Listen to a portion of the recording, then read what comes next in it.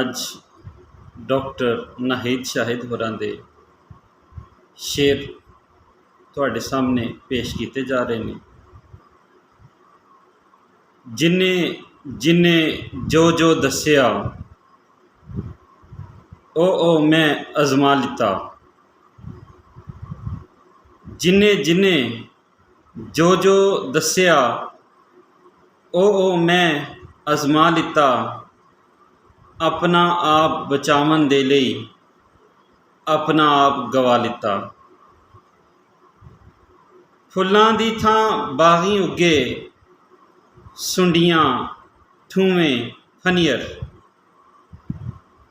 ਫੁੱਲਾਂ ਦੀ ਥਾਂ ਬਾਗੀ ਉੱਗੇ, ਸੁੰਡੀਆਂ ਠੂਵੇਂ ਫਨੀਅਰ। ਮੈਂ ਉਹਨਾਂ ਨੂੰ ਵੀ ਘਰ ਦੇ ਗੁਲਦਾਨਾਂ ਵਿੱਚ ਸਜਾ ਲਿੱਤਾ। ਜਿਨੇ ਜਿਨੇ ਜੋ ਜੋ ਦੱਸਿਆ ਉਹ ਮੈਂ ਅਜ਼ਮਾ ਲਿੱਤਾ। ਡਾਕਟਰ ਨਾਹੀਦ ਸ਼ਾਹਿਦ ਹੋਰਾਂ ਦੀ ਕਿਤਾਬ ਪੱਤਨ ਵਿੱਚੋਂ ਇਹ ਸ਼ੇਰ ਤੁਹਾਡੇ ਨਾਲ ਸਾਂਝੇ ਕੀਤੇ ਗਏ।